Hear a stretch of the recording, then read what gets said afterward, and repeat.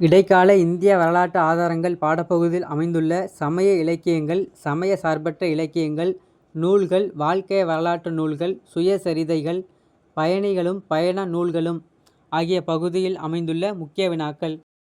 1. கம்பராமாயணத்தை இயற்றியவர் கம்பர் ஆவார். 2. பெரிய புராணத்தை இயற்றியவர் சேக்கிழார் ஆவார். 3. 12 ஆழ்வார்களால் இயற்றப்பட்டு நாதமுனியால் தொகுக்கப்பட்டுள்ள நூல் நாலாயிர திவ்ய பிரபந்தம் ஆகும். 4. அப்பர், சம்பந்தர், சுந்தரர் ஆகியோரால் இயற்றப்பட்டு நம்பியாண்டார் நம்பியால் தொகுக்கப்பட்ட நூல் தேவாரம் ஆகும். 5. திருவாசகத்தை இயற்றியவர் மாணிக்கவாசகர் ஆவார்.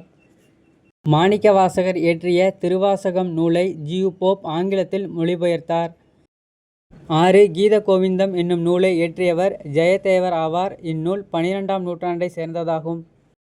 6. மதுரா விஜயம் என்ற நூலை எழுதியவர் கங்காதேவி ஆவார். கங்காதேவி குமாரகம்பண்ணாவின் மனைவி ஆவார். மதுரா விஜயம் என்ற நூலானது குமாரகம்பண்ணா மதுரை சுல்தானியத்திற்கு முற்றுப்புள்ளி வைத்ததை பற்றி விவரிக்கின்றது. 7. அமுக்தமால்யதா என்ற நூலை எழுதியவர் கிருஷ்ணதேவராயர் ஆவார். அமுக்தமால்யதா ஒரு தெலுங்கு நூலாகும். இது தெலுங்கு இலக்கியத்தின் மிக சிறந்த படைப்பாக கருதப்படுகிறது. அமுக்தமால்யதா பெரியாழ்வாரின் மகள் கோதை தேவியை பற்றி கூறுகின்றது. அமுக்தமால்யதா என்பதற்கு தான் அணிந்த பின் கொடுப்பவர் என்று பொருள். 8. பிருத்திவிராஜ ராசோ என்ற நூலை இயற்றியவர் சந்த் பாரத் ஆவார். பிருத்திவிராஜ ராசோ என்ற நூலானது ராஜபுத்திர அரசர்களின் வீரம் பற்றி விளக்குகின்றது. 9. இஸ்லாமுக்கு முந்தைய காலம் குறித்து உள்ள ஒரே சான்று ராஜ தரங்கிணி ஆகும். ராஜ தரங்கிணி என்ற நூலை இயற்றியவர் ஹல்கனர் ஆவார். இந்நூல் 11ஆம் நூற்றாண்டை சேர்ந்ததாகும். 11. தபகத் இ நஸ்ரி என்ற நூலை இயற்றியவர் மின்ஹஜ் உஸ் சிராஜ் ஆவார். தபகத் இ நஸ்ரி என்ற நூலானது முகமது கோரியின் படையெடுப்பு முதல் 1260 வரையிலான நிகழ்வுகளை பற்றி கூறுகிறது. 12. மின்ஹஜ் உஸ் சிராஜை ஆதரித்த சுல்தான் நசுருதீன் ஆவார். இவர் அடிமை வம்சத்தை சேர்ந்தவர். 13. டெல்லி சுல்தானியத்தின் வரலாற்றை கூறும் நூல் தாஜ் உல் மா அசீர் என்ற நூலாகும். தாஜ் உல் மா அசீர் என்ற நூலானது டெல்லி சுல்தானியத்தின் அடிமை வம்சத்தை சேர்ந்த குப்துதீன் ஐபக்கை பற்றி கூறுகிறது. இந்நூலானது டெல்லி சுல்தானிய அரசின் இசைவு பெற்ற முதல் நூலாகும். 14. தாஜ் உல் மா அசீர் என்னும் நூலை இயற்றியவர் ஹசன் நிஜாமி ஆவார்.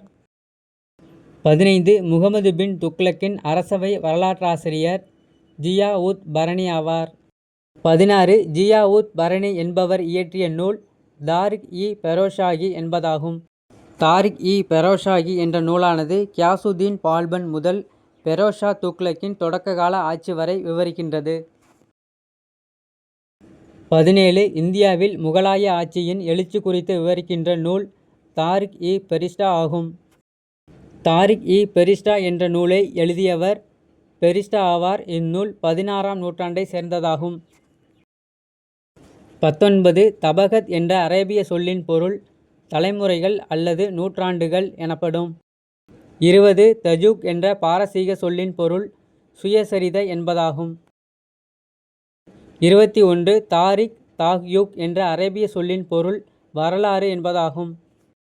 22. பாபர்நாமா என்னும் நூலை இயற்றியவர் பாபர் ஆவார். இந்நூல் துருக்கிய மொழியில் எழுதப்பட்டது. 23. அயனி அக்பரி, அக்பர்நாமா ஆகிய நூல்களை இயற்றியவர் அபுல் பாசல் ஆவார்.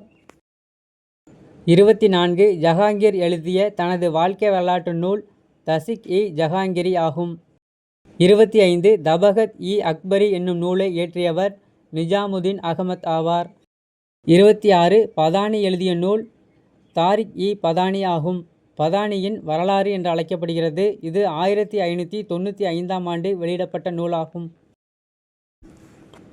27. அக்பருடைய ஆட்சி, அக்பரின் நிர்வாகம், அக்பரின் மத கொள்கை இம்மூன்றும் குறித்து கூறும் நூல் தாரிக் இ பதானி ஆகும். 28. காயல் துறைமுகத்திற்கு வருகை புரிந்த வெனிஸ் நகர பயணி மார்க்கோபோலோ ஆவார். காயல் துறைமுகம் அமைந்துள்ள இடம் தற்போதைய தூத்துக்குடி மாவட்டமாகும். 29. அரேபியாவிலிருந்தும் பாரசீகத்திலிருந்தும் ஆயிரக்கணக்கில் குதிரைகள் தென்னிந்தியாவில் கடல் வழியாக இறக்குமதி செய்யப்பட்டது என்று கூறியவர் மார்க்கோபோலோ ஆவார். 30. கஜினி மாமுதீன் சோமநாதபுர படையெடுப்பு பற்றி கூறுபவர் அல்-பரூனி ஆவார். அல்-பரூனி 11ஆம் நூற்றாண்டை சேர்ந்தவராவார். 31. அல்-பரூனி எந்நூலில் இந்தியாவின் நிலைகளையும் அறிவு முறையினையும் சமூக விதிகளையும் மதத்தையும் பற்றி விவரிக்கிறார். தாகுயூத்-இ-ஹிந்த் என்ற நூலில் அல்-பரூனி இந்தியாவின் நிலைகளையும் அறிவு முறையினையும் சமூக விதிகளையும் மதத்தையும் பற்றி விவரிக்கிறார். 32. டெல்லி சுல்தான் ஆட்சியில் டெல்லியிலிருந்து தலைநகரை தெற்கே இருந்த தேவகிரிக்கு மாற்றி டெல்லியை பாலைவனமாக்கியவர் யார்? டெல்லி சுல்தானியத்தின் துக்ளக் வம்சத்தை சேர்ந்த முகமது பின் துக்ளக் டெல்லியிலிருந்து தலைநகரை தௌலதாபாத்திற்கு மாற்றி டெல்லியை பாலைவனமாக்கினார்.